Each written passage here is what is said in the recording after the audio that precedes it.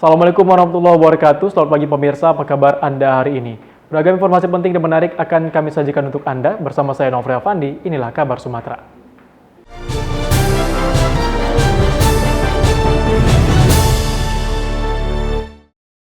Pemirsa, masyarakat Minang, Sekota Sibolga, dan Kabupaten Tapanuli Tengah menggelar acara Halal Bihalal Akbar 1443 Hijriah bersama Danrem 023 Kawal Samudra dan unsur Forkopimda Kota Sibolga. Acara yang digelar di Aula Makorem 023 Kawal Samudra pada Selasa malam 31 Mei 2022 lalu dirangkai dengan pengukuhan Danrem 023 KS Kolonel Infanteri Dodi Triwinarto sebagai keluarga kehormatan Urang Minangkabau. Penobatan orang nomor 1 Korem KS oleh masyarakat Minangkabau yang tergabung di dalam Ikatan Masyarakat Minangkabau atau IKM di Sibolga dan Tapanuli Tengah ini ditandai dengan penyematan pakaian adat kebesaran Minangkabau kepada Danrem 023 KS Kolonel Infanteri Dodi Triwinarto. Ratusan masyarakat Minang perantau yang tergabung dalam organisasi Minang Sekota Sibolga dan Tapanuli Tengah tersebut sangat antusias dalam mengikuti acara Halal Bihalal. Nurdiswar Jambak, Ketua DPD Ikatan Keluarga Minang Kota Sibolga menyampaikan, tujuan dilaksanakannya kegiatan tersebut untuk meningkatkan hubungan kekeluargaan dan silaturahmi antar warga perantau Minang. Diawali dengan kegiatan halal bihalal ini yang bertujuan meningkatkan hubungan kekeluargaan, memperkokoh silaturahmi dan bekerjasama bergotong royong, kepedulian antar masyarakat perantau Minang. Alhamdulillah sangat berkesan dan terima kasih kepada IKM yang sudah memberikan kepercayaan kepada kami sebagai TNI dan Polri yang diangkat sebagai keluarga besar daripada IKM ini. Harapannya organisasi paguyuban ini semakin solid dan kompak untuk melestarikan budaya Minang kita yang merantau ke sini, kemudian untuk menjalin silaturahim. Di akhir acara dilakukan lelang kepada seluruh para hadirin dalam upaya melakukan penggalangan dana untuk biaya pembangunan rumah gadang di Kota Sibolga. Dari Sibolga, Sumatera Utara, Suwandi Panggabean TV One mengabarkan. Gubernur Sumatera Selatan Herman Deru bersama Kapolda Sumatera Selatan Irjen Pol Tony Hermanto menaruh perhatian khusus terhadap berkembangnya paham radikalisme anti-Pancasila di Kabupaten Oku Timur, Sumatera Selatan. Ada beberapa warga Oku Timur yang terjerumus pada paham lain selain Pancasila. Awal mulanya, seorang warga Lampung masuk ke desa Semendawai dengan membawa faham Negara Islam Indonesia atau NII yang sama bahayanya dengan HTI dan ISIS. Kemudian ajaran ini diajarkan kepada 7 orang santrinya. Dari ke-7 santrinya kembali berkembang menjadi lebih banyak lagi. Ajaran NII sendiri memiliki 3 doktrin dalam ajarannya, yakni tidak percaya kepada Pancasila, Bhinneka Tunggal Ika, NKRI, dan Undang-Undang Dasar Negara RI. Bahkan siapa saja yang menjadi anggota NII wajib meninggalkan faham yang menjadi dasar negara RI tersebut dan menggantinya dengan hukum-hukum Islam yang berlaku. Berkaca dari hal tersebutlah, akhirnya Gubernur, Kapolda, dan Bupati Oku Timur mencanangkan kampung tangguh anti radikalisme di Desa Batumas. Dibentuknya kampung anti radikalisme ini untuk meminimalisir penyimpangan warga Oku Timur untuk masuk dalam organisasi radikal yang bertentangan dengan Pancasila.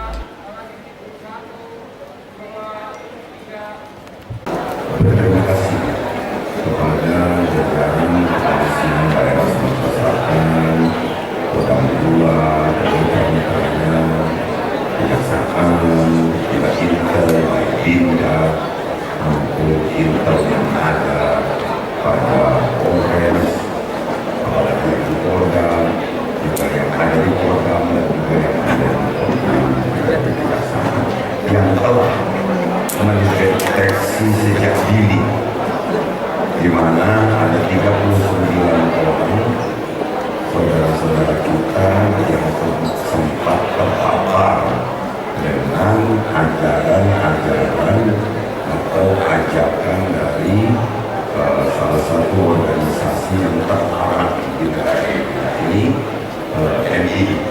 tadi disampaikan.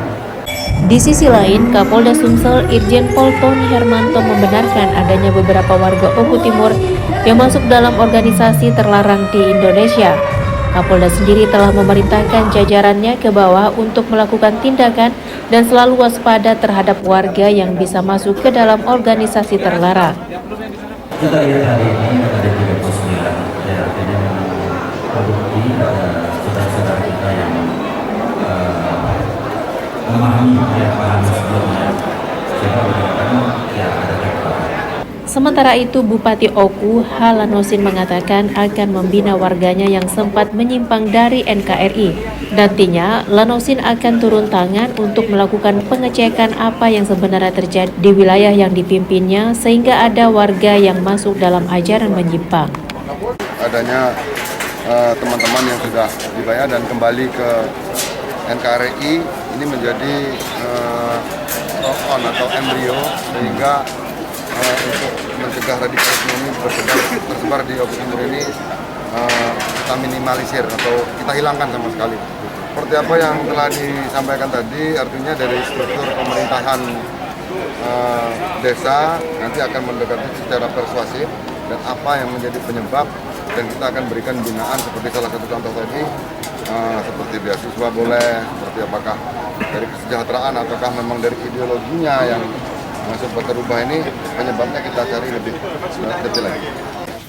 Selain menghadiri pengucapan sumpah kembali ke NKRI, Gubernur Sumsel dan Kapolda beserta Bupati dan Wakil Bupati Oku Timur meninjau proses pelaksanaan vaksin dosis ketiga serta panen jagung.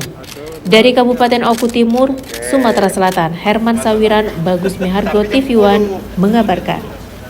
DPRD Kota Medan menggelar rapat paripurna dengan agenda tanggapan kepala daerah terhadap pandangan umum fraksi-fraksi DPRD Kota Medan atas Ranperda Kota Medan tentang pertanggungjawaban pelaksanaan APBD tahun anggaran 2021.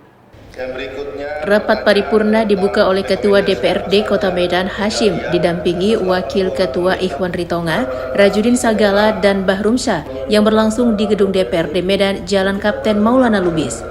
Paripurna ini juga dihadiri oleh Wali Kota Medan Bobi Nasution dan Wakil Wali Kota Aulia Rahman serta anggota Dewan, baik yang hadir secara langsung maupun virtual. Dalam nota tanggapannya, Wali Kota Medan Bobi Nasution mengatakan bahwa setelah mendengarkan dan memperhatikan substansi pemandangan umum yang telah disampaikan fraksi-fraksi DPRD Kota atas Ranperda Kota Medan tentang pertanggungjawaban pelaksanaan APBD tahun anggaran 2021.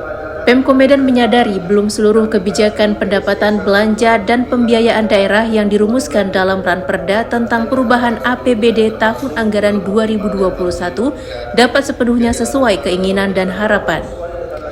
Sementara Ketua DPRD Kota Medan Hashim meminta Pemko Medan dapat segera menyelesaikan masalah yang ada di Kota Medan. Atas jawaban Wali Kota Medan tersebut, DPRD nantinya akan melakukan pendalaman dan penajaman oleh Badan Anggaran DPRD Kota Medan untuk menghasilkan catatan dan nantinya akan disampaikan secara resmi ke pemerintah. Jabat kepala daerah dari Pak Wali itu nanti akan kami lakukan ini pendalaman dan penajaman di pembahasan yang dilakukan oleh Badan Anggaran, sehingga nanti menghasilkan catatan-catatan yang nanti kita akan sampaikan secara resmi kepada Pak Wali Kota supaya ini menjadi pedoman. Paripurna ditutup dengan penyerahan nota tanggapan Wali Kota Medan kepada Ketua DPRD Kota Medan. Dari Medan, Fahmi, TV One mengabarkan.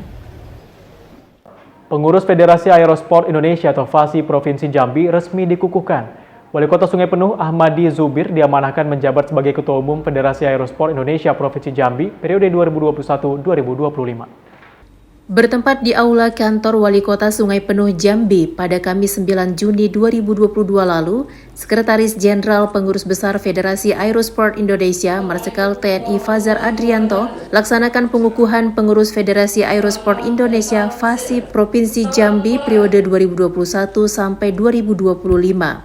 Wali Kota Sungai Penuh Ahmadi Zubir diamanahkan menjabat sebagai Ketua Umum FASI Provinsi Jambi. Dalam acara pengukuhan tersebut turut hadir jajaran pengurus PB FASI, unsur Forkopimda, Sekda Kota Sungai Penuh, Kepala SKPD Lingkup Kota Sungai Penuh, Ketua KONI Kabupaten dan Kota Seprovinsi Jambi, serta Ketua FASI Kabupaten dan Kota Seprovinsi Jambi. Wali Kota Sungai Penuh Ahmadi Zubir mengucapkan terima kasih atas kepercayaan PB FASI mengamanahkannya sebagai Ketua Umum PB FASI Provinsi Jambi periode 2021 sampai 2025. FASI atau Federasi Aerosport Provinsi Jambi ini baru terbentuk kali ini, jadi yang pertama. Dan sebetulnya sudah ditandatangani oleh Kepala Staf Angkatan Udara selaku Ketua Umum PB FASI pada bulan Juli 2021. Namun karena situasi belum memungkinkan untuk pelantikan, baru kali ini kami dari PB FASI hadir di sini untuk pengukuhan. Bahwa kita sama-sama tahu bahwa FASI ini hal yang baru di Provinsi Jambi. Dan kita termasuk ketua yang pertama, pengurus yang pertama di Provinsi Jambi. Jadi memang kita memberanikan diri untuk menjadi tuan rumah event nasional yang seperti ini. Dan insya Allah mudah-mudahan ini adalah salah satu bentuk kita mempromosikan aerosport kepada masyarakat untuk menumbuhkan atlet-atlet yang ada di Provinsi Jambi ini. Dan ini merupakan suatu olahraga yang bernuansa rekreasi. Dari Kota Sungai Penuh Jambi, Arizal Antoni TV One mengabarkan. Kota Sungai Penuh Jambi jadi tuan rumah kejuaraan para layang dan kejuaraan Festival Gantole Troy seri kedua tingkat nasional. Event itu dilaksanakan mulai 10 hingga 12 Juni 2022. Pembukaan ajang kejuaraan para layang dan Festival Kejuaraan Gantole seri kedua nasional di Kota Sungai Penuh Jambi disambut dengan pencaksilat dan tarian rangguh khas Kota Sungai Penuh. Kejuaraan para layang dan Festival Kejuaraan Gantole seri kedua nasional ini diselenggarakan pada tanggal 10 sampai 12 Juni 2022 bertempat di Bukit Padon, tepatnya di Dusun Sungai Jeruang, Desa Sungai Jernih, Kecamatan Pondok Tinggi. Dalam kejuaraan para layang dan Festival Kejuaraan Gantole seri kedua nasional kali ini dihadiri sebanyak 150 atlet dari 15 provinsi yang ada di Indonesia. Jadi kegiatan ini adalah keliling wilayah-wilayah di Indonesia, di mana di situ ada tempat-tempat pariwisata yang akan kita angkat agar menjadi destinasi dan agar menjadi viral sebagai destinasi wisata di Indonesia. Nah, kali ini atas perkasa dari Bapak Wali Kota mengajukan agar Sungai Penuh menjadi salah satu tempat untuk melaksanakan Troy. Nah, begitu kita terbang itu pemandangan sini kan luar biasa indahnya. Ya, kita sangat bersyukur atas nama masyarakat Kota Sungai Penuh ini, sangat bersyukur bahwa adanya event nasional yang dilaksanakan di Kota Sungai Penuh ini, yaitu Troy event Troy 2 di Kota Sungai Penuh ini. Jadi dan demikian salah satu daripada manfaat yang bisa kita petik dari sini. Jadi semakin tersosialisasinya masalah keindahan alam wisata yang ada di Kota Sungai Penuh ini. Selain menumbuhkan kecintaan terhadap olahraga dirgantara, kegiatan ini juga sebagai ajang promosi objek wisata yang ada di Kota Sungai Penuh. Dari Kota Sungai Penuh Jambi, Arizal Antoni TV One mengabarkan. Kejuaraan nasional para layang dan Gantole Troy seri kedua di Kota Sungai Penuh Jambi sukses dilaksanakan. Kejurnas olahraga dirgantara yang disandingkan dengan bakti sosial TNI AU ini juga dalam rangka 1 tahun kepemimpinan Ahmadi Zubir dan Alfia Santoni sebagai wali kota dan wakil wali kota Sungai Penuh Jambi. Kejurnas para layang dan Gantole Troy seri 2 ini berhasil menggait antusias dan animo masyarakat Kota Sungai Penuh dan daerah tetangga untuk menyaksikan langsung kejuaraan ini baik di lokasi take off maupun landing. Sekjen PB FASI pada saat penutupan kejuaraan Troy seri 2 di lapangan Merdeka Kota Sungai Penuh mengatakan Kota Sungai Penuh memiliki potensi yang besar untuk dikembangkannya olahraga dirgantara. Dengan potensi wisata yang dimiliki kota yang sejuk dan ramah penduduknya, serta banyak kopi dan teh, serta berbagai kuliner khas Kota Sungai Penuh, mudah-mudahan Sungai Penuh dapat menyelenggarakan event lebih besar, yaitu event internasional. Saya ucapkan terima kasih kepada Bapak Wali Kota Sungai Penuh. Selama 3 hari kami di sini, ini sangat ideal. Karena tinggi dari bukit itu adalah sekitar 200-300 meter dari tanah yang terpendarat. Itu sangat ideal untuk kejuaraan, untuk juga kegiatan tandem. Wako Ahmadi juga berharap kepada peserta dari berbagai provinsi di seluruh Indonesia untuk dapat mempromosikan keindahan kota sungai penuh di daerah asalnya. Gentole dan pralayang seperti ini merupakan hal yang baru. Terutama masyarakat Sungai Penuh merupakan hal yang baru. Jadi kita melihat antusiasnya masyarakat. Jadi justru ini akan memotivasi kita untuk memajukan pralayang dan gentole yang ada di Sungai Penuh ini. Kita akan kader-kaderkan para remaja kita untuk bisa menjadi atlet nanti ke depan ini.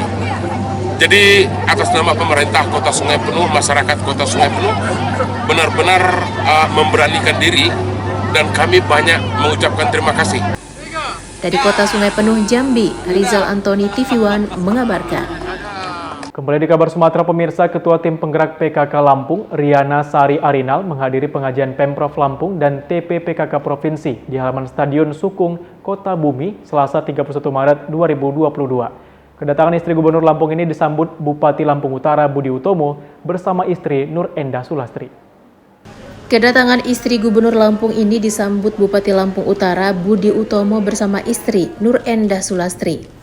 Rombongan istri Gubernur Arinal Junaidi mendapat sambutan antusias ibu-ibu majelis taklim yang sudah memadati pengajian Pemprov Lampung di halaman Stadion Sukung, Kota Bumi, Selasa 31 Maret 2022 lalu. Pengajian berisi ceramah Ustadz Asep Kholis Nur Jamil dan salawat bersama undangan maupun majelis taklim. Riana Sari Arinal bersama Bupati Budi Utomo dan Ketua Tim Penggerak PKK Lampung Utara Nur Endah Sulastri memberikan santunan anak yatim piatu.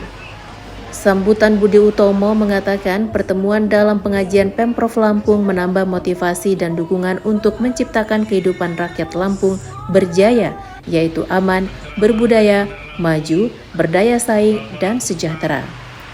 Visi Kabupaten Lampung Utara adalah mewujudkan masyarakat Lampung Utara yang aman, agamis, maju dan sejahtera.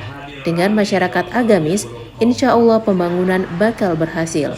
Bupati Lampung Utara juga mengingatkan PKK merupakan salah satu gerakan yang memberdayakan peran perempuan dalam rangka pembangunan keluarga yang sejahtera, dalam rangka menyiapkan dan mengembangkan sumber daya manusia yang berkualitas dan berdaya saing.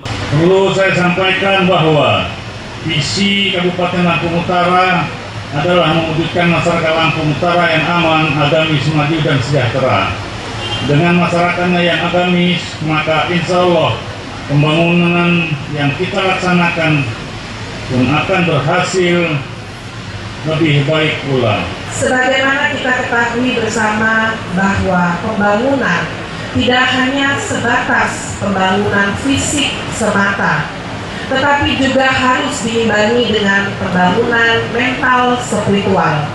Dari Lampung Utara, Lampung, Pujiansyah TV One mengabarkan. Gubernur Lampung Arinal Junaidi melantik Ardian Saputra sebagai Wakil Bupati Lampung Utara sisa masa jabatan 2019-2024 di lantai 3 Balai Keratun pada Jumat 10 Juni lalu. Gubernur Lampung meminta kepada Wakil Bupati untuk dapat memaksimalkan karya untuk kemaslahatan dan kemakmuran rakyat Lampung Utara.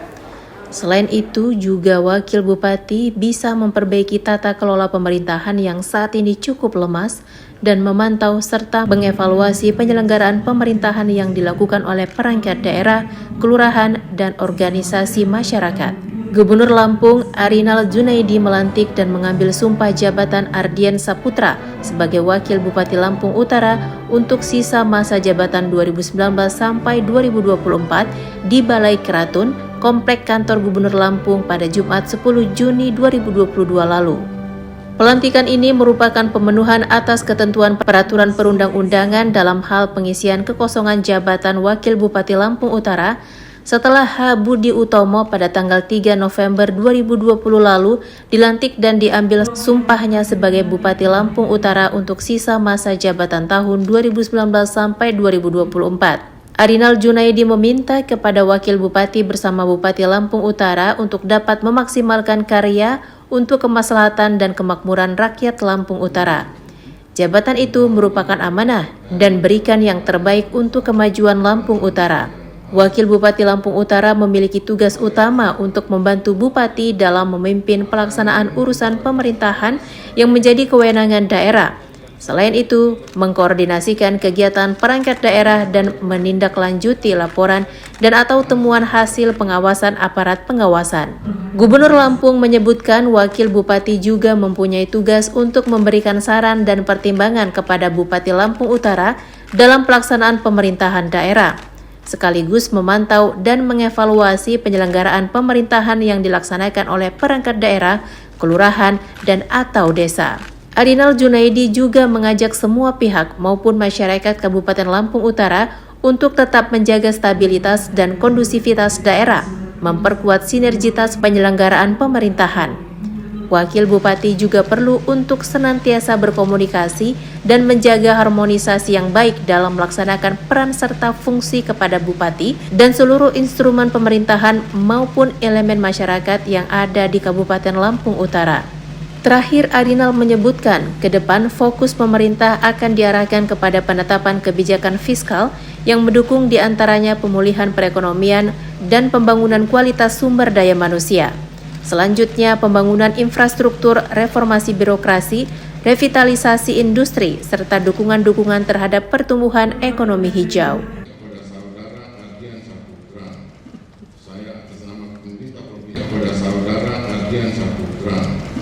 Saya atas nama pemerintah Provinsi Lampung mengucapkan selamat bertugas dan segera menyesuaikan atau penyesuaian diri dengan tanggung jawab kewenangan saat ini telah diamanahkan kepada saudara. Sebagai Wakil Bupati Lampung Utara, saudara memiliki tugas utama. Saya ingin menekankan karena tata kelola pemerintahan ini cukup luas. Jangan berhenti pada pengalaman yang ada. Belajar dan belajar. Karena untuk mencapai orang yang pandai, dia harus melalui proses menjadi orang yang pintar. Orang pintar belum sempurna, tapi kalau menjadi orang pandai pasti pintar. Oleh karena itu, memimpin pelaksanaan urusan pemerintahan menjadi kewenangan daerah. Yang kedua, mengkoordinasikan kegiatan perangkat daerah dan menindaklanjuti laporan atau temuan hasil pengawasan. Yang ketiga, memantau dan mengevaluasi penyelenggaraan pemerintahan yang dilaksanakan oleh perangkat daerah, kelurahan atau desa. Alhamdulillah syukur dengan perjalanan panjang Kabupaten Lampung Utara akhirnya memiliki seorang wakil bupati. Mudah-mudahan dengan dilantiknya Wakil Bupati Lampung Utara bisa meringankan beban pemerintahan dan pembangunan Lampung Utara sehingga perjalanan pembangunan dan pemerintahan dapat berjalan lebih baik lagi. Pak, terkait pesan Pak Agus tadi untuk korupsi terutama dana desa, seperti apa Pak pengawasan dari kita Pak? Kita pengawasannya di Kabupaten Lampung Utara sesuai dengan pengawasan internal yang ada melalui APIP. Jadi pengawasan yang melalui APIP dan kemudian semua bentuk pencairan kita sudah menggunakan non tunai dan tidak ada lagi persetujuan satu dengan yang lainnya. Persiapannya nggak ada, paling sebelum kita ngobrol dulu sama Pak Bupati. Apa instruksi Pak Bupati, karena kan tadi Pak Gubernur sudah memberitahu karena Wakil Bupati itu mendampingi Bupati. Apa tugas dari Bupati yang memang tidak bisa dilakukan oleh Bupati, Bupati menyerahkan kepada Bupati yang akan saja. Dalam pelantikan ini dihadiri oleh Bupati, Wali Kota, Forkopimda Provinsi Lampung dan Kabupaten Lampung Utara, serta pejabat di lingkungan pemerintah Provinsi Lampung dan Kabupaten Lampung Utara. Dari Bandar Lampung, Pujiansyah TV One mengabarkan. Ratusan warga desa Pulai Gading, Kecamatan Bayung Lencir, Musi Banyuasin beramai-ramai mendatangi kantor Pengadilan Negeri Sekayu. Warga meminta pihak pengadilan membantu menyelesaikan permasalahan ganti rugi lahan warga dengan perusahaan kelapa sawit. Ratusan warga tersebut langsung menggelar orasi di depan kantor Pengadilan Negeri Sekayu. Mereka berasal dari desa Pulau Gading, Kecamatan Bayung Lincir, Musi Banyuasin, Sumatera Selatan. Warga meminta kepada pihak Pengadilan Negeri Sekayu untuk bisa membantu menyelesaikan permasalahan ganti rugi lahan warga dengan pihak PT Swadaya Bakti Negara Mas atau SPN. Menurut warga, ada sekitar 700 hektar lahan warga yang sudah puluhan tahun ditanami kebun kelapa sawit oleh perusahaan. Namun hingga saat ini belum juga diganti rugi. Padahal pihak perusahaan sendiri berjanji akan segera mengganti rugi lahan warga. Untuk hak kami, Pak. Hak apa tuh? Ya, tanah warisan dari nenek moyang kami, Pak. Sepakatan kan ganti rugi. Sampai janji-janji tidak pernah ditepati janji. Sampai sekarang. Jadi kami mohon dengan pengadilan ini, kami minta seadil-adilnya. Kami minta ganti rugi. Nah itu. PT apa itu, Bu? SBN. Itu lahannya diserobot atau diambil? Tidak, kemarin ada kesepakatannya, katanya mau diganti rugi, tapi sampai sekarang belum pernah dikatakan ganti rugi. Itu lahan Ibu ya? Lahan kami sendiri. Lahan warga ya?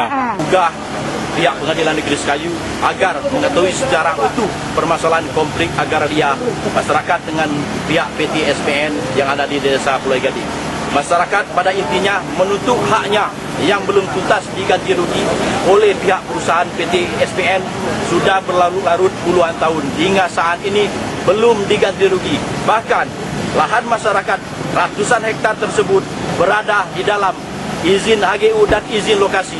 Sementara pihak Pengadilan Negeri Sekayu membenarkan adanya kedatangan warga yang menuntut hak ganti rugi lahan mereka. Jadi masyarakat datang ke pengadilan negeri untuk memperjuangkan hak-hak dari masyarakat Pulau Gading yang menuntut keadilan untuk kepada pihak SBN, PT SBN itu segera menuntaskan pembayaran ganti rugi kepada masyarakat. Terus sikap kita Pengadilan Negeri Sekayu sendiri? Kalau Pengadilan Negeri Sekayu karena itu sudah masuk ranah perkara, kami hanya menerima aspirasi-aspirasi dari masyarakat tersebut. Usai menggelar aksi di depan kantor Pengadilan Negeri Sekayu, ratusan warga kemudian membubarkan diri dan meminta agar tuntutan mereka segera dipenuhi. Dari Musi Banyuasin, Sumatera Selatan, Puja Kusuma, TV One mengabarkan. Kembali di kabar Sumatera, pemirsa, DPRD Kabupaten Tebo, Jambi pada 7 Juni lalu kembali menggelar rapat paripurna dengan menyampaikan dua agenda, yakni penyampaian nota pengantar Ranperda tentang pertanggungjawaban pelaksanaan APBD tahun anggaran 2021 dan penyampaian dua Ranperda tahun 2022. Ketua DPRD Kabupaten Tebo, Mazlan, yang didampingi Wakil Ketua 1 dan Wakil Ketua 2, kembali memimpin rapat paripurna dengan agenda penyampaian nota pengantar Rancangan Peraturan Daerah tentang pertanggungjawaban pelaksanaan APBD tahun 2021 dan penyampaian dua Ranperda tahun 2022. Rapat paripurna tersebut juga dihadiri oleh Sekda Kabupaten Tebo, unsur Forkopimda, para anggota Dewan, serta seluruh kepala OPD di lingkup pemerintah Kabupaten Tebo. Memberikan apresiasi lah setingginya dengan Pemkab Tebo dengan status ataupun predikat WTP yang ke-7 kalinya ini. Ini merupakan kerjasama yang baik selama ini, koordinasi yang baik selama ini antara DPRD dengan Pemkab Tebo dalam melaksanakan dan tata kelola keuangan. Mudah-mudahan WTP juga akan kita raih kembali pada tahun 2022.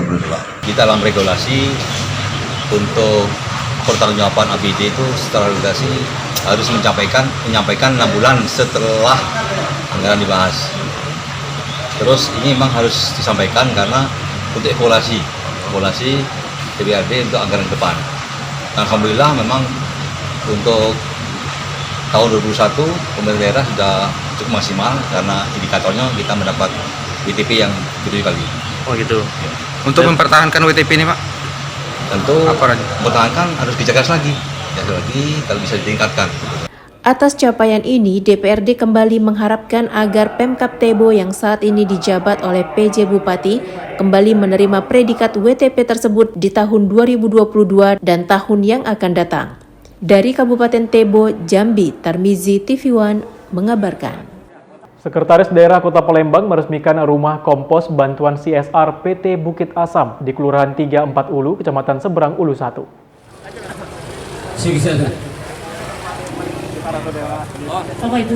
Untuk membuat sampah menjadi barang bermanfaat, PT Bukit Asam memberikan bantuan melalui dana CSR ke Kelurahan 34 Ulu berupa rumah kompos. Rumah kompos dibangun di Jalan Prajurit Nangyu, Kelurahan 34 Ulu, Kecamatan Seberang Ulu 1. Di mana banyak UMKM yang memproduksi kerajinan tangan berbahan daun nipah, yang sisa produksinya dapat dijadikan pupuk kompos dan diolah di rumah kompos yang diresmikan Sekretaris Daerah Kota Palembang, Ratu Dewa.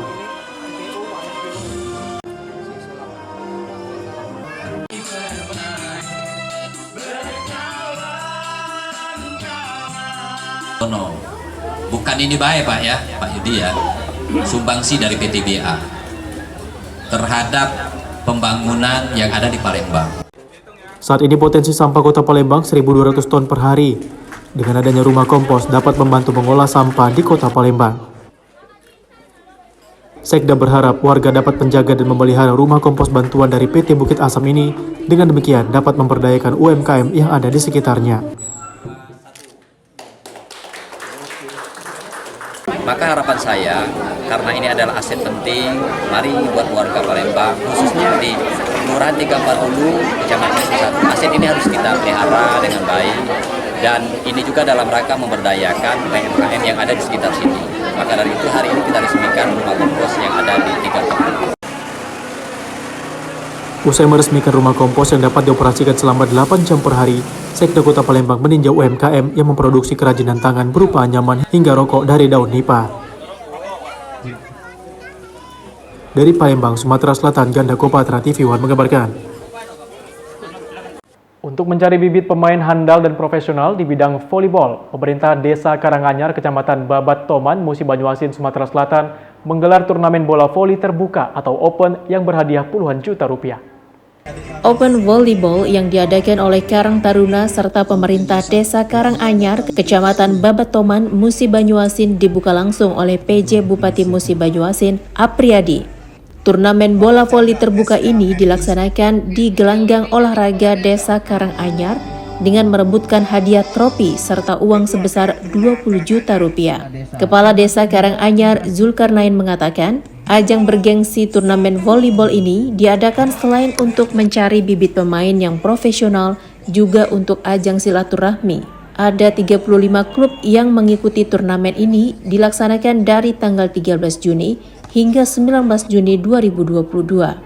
Banyak sangat mendukung, ini udah 35 tim masuk dari berbagai kabupaten, termasuk dari Musirawas, Lampung, dari Jogja juga ada Pak. Ya mungkin akan diagendakan tiap tahun atau gimana Pak Kades? Insya Allah tiap tahun Pak. Doakan aja supaya badan sehat, rezeki juga ada. Insya Allah tiap tahun. Pemerintah kabupaten ini menyambut baik ini inisiasi yang dilakukan oleh Kepala Desa Karanganyar ini untuk mengadakan open turnamen bola voli ini. Di samping untuk menghibur masyarakat, juga mengadakan kegiatan ini kan karena kita ini sudah lama nih tidak melakukan kegiatan-kegiatan seperti ini. Jadi kami sangat menyambut baik, bahkan kami menginginkan berharap bukan saja Desa Karanganyar yang melaksanakan kegiatan seperti ini, tapi mungkin kecamatan lain juga melaksanakan kegiatan seperti ini. Rencananya, ajang turnamen bola voli open di Desa Karanganyar ini akan dilaksanakan setiap tahunnya. Bahkan turnamen bola voli diadakan sebagai contoh bagi penggerak turnamen volleyball di Kabupaten Musi Banyuasin. Dari Musi Banyuasin, Sumatera Selatan, Puja Kusuma, TV One mengabarkan. Informasi tadi sekaligus menutup jumpa kita pada hari ini. Tetap perbarui informasi Anda di kanal YouTube TV One News dan kanal berita tv1news.com. Saya Nofri Afandi bersama kerabat kerja bertugas pamit undur diri. Wassalamualaikum warahmatullahi wabarakatuh dan sampai jumpa.